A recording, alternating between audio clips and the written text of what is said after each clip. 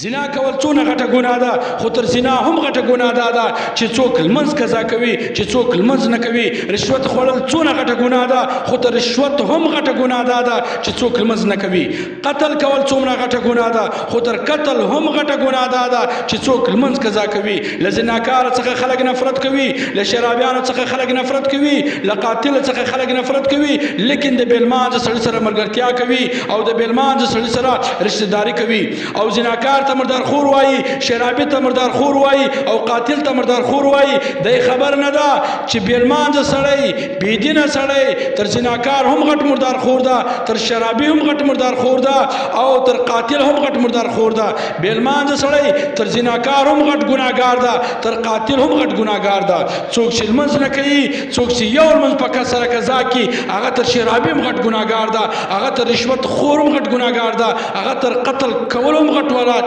کم څوک چې قتل کوي تر هم غټ ګناهګار هغه څوک ده چې لمونځ نه کوي.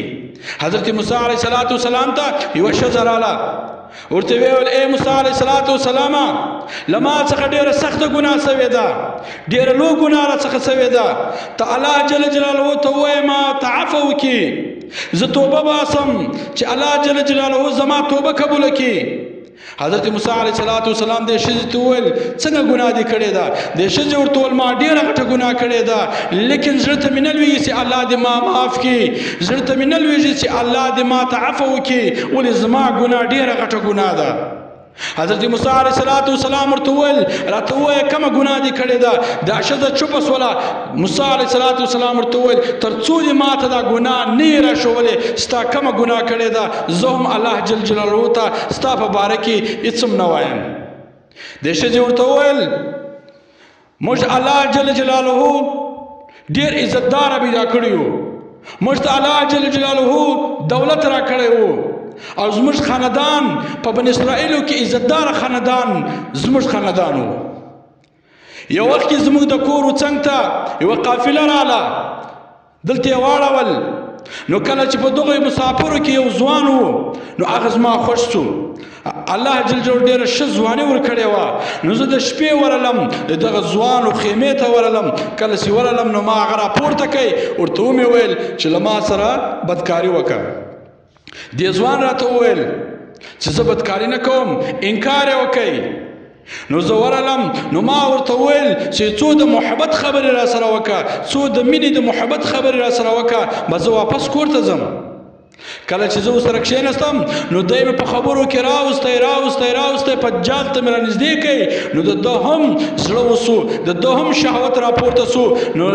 اخر دی هم راضي سو په دغه بدکاري باندې. نو ما له ده سره بدکاري وکړه.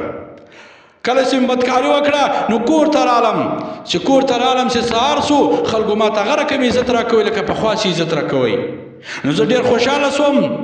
چې زه هېچا نه یم لیدلی چې زه د شپې ووتلم ما بدکاري وکړله، هېچا هم نه یم لیدلی او زما عزت هم بچاو سو. زه ډېر خوشحاله سوم.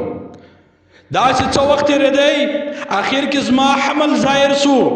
زه امیدواره سولم، زه حملداره سولم. نو اخر زه وبېرېدم. نو زه راولاړه سولم. ما به غټې غټې جوړې اغوستلې، غټې کپړې به مې اغوستلې، یعنې کمیسان به مې غټ غټ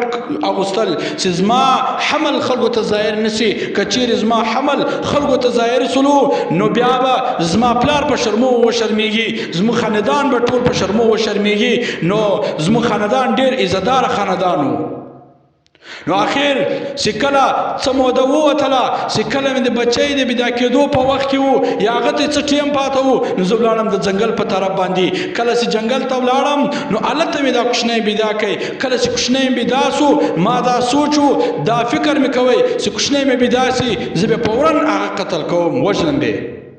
خو چې کله بېدا سو چې د دغو مخ ته مې وکتل نو زړه مې نه ورباندې کېدی. مال راسه یو ارتی ورکه، شیدې ورکه، بیا یې قتل که، بیا یې مړ که.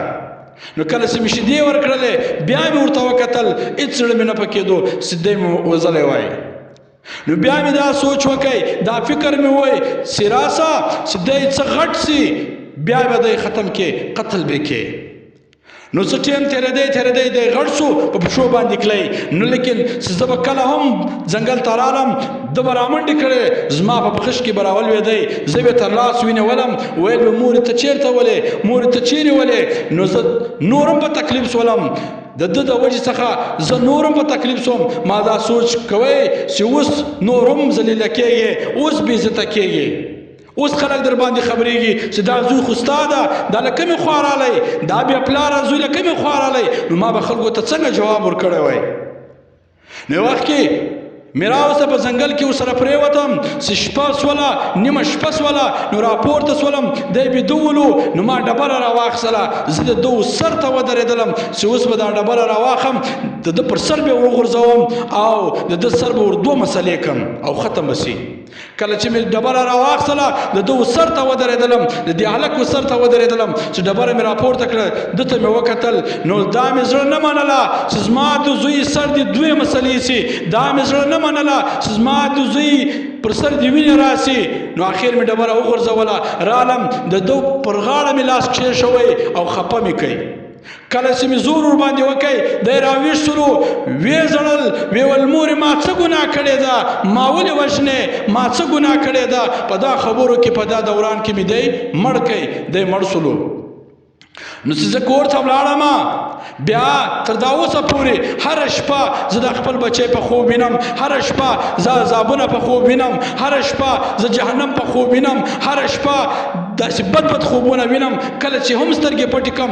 بد خوبونه وینم زه ډېر په تکلیف یم ای موسی علیه السلام ته الله جل جلاله ته ووایه چې ما د دې تکلیف څخه خلاص کړي ته الله جل جلاله ته ووایه چې دې ښځې توبه ورقبوله کړي حضرت موسی علیه السلام چې دا خبره واورېدله نو دې ښځې ته یې وویل چې ووځه زما د کوره څخه ووځه زما د درباره څخه کله هم زما دربار ته نږدې رانسې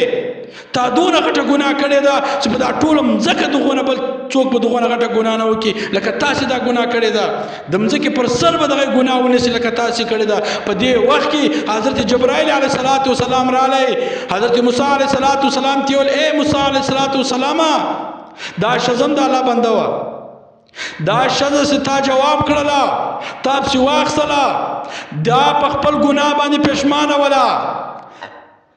دې توبه کښله او دې توبه کښلې ده الله جل جلاله د دې مغفرت اعلان کړی ده الله جل جلاله د دې بخښنې اعلان کړی ده حضرت موسی علیه السلام ورته ویل ای جبرائیل علیه السلام دې ښځې دونه غټه ګناه کړې ده دونه غټه ګناه کړې ده چې د مځکې پر سر به بیا څوک دغونه غټه ګناه نه وکړي او نه به وسي او نه سوې ده نه به بیا څوک دغونه غټه ګناه وکړي حضرت جبرائیل علیه السلام ورته وویل تر دې ښځې به هم غټه ګناه کېږي کمې چې دې ښځې ګناه کړې ده تر دې به هم غټ ګناهګار انسان وي په دنیا کې حضرت موسی علیه السلام حیران سو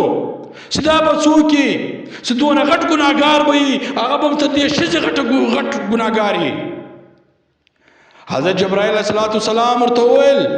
چې هغه څوک ده هغه انسان ده چې د آخر زمانه حضرت محمد مصطفی صلی الله علیه وسلم آخري نبی امتیان چې کله یو لمونځ په کسره قضا کړي دغه ګناه به تر دې د ښځې تر ګناه هم غټه وي زما ورونو مسلمانانو تاسې دې ښځې ګناه وګورئ یو اړخ زنا وکړله بیا چې کله بچی پیدا سو بیا هغه بچی په خپل لاسو قتل کوي لیکن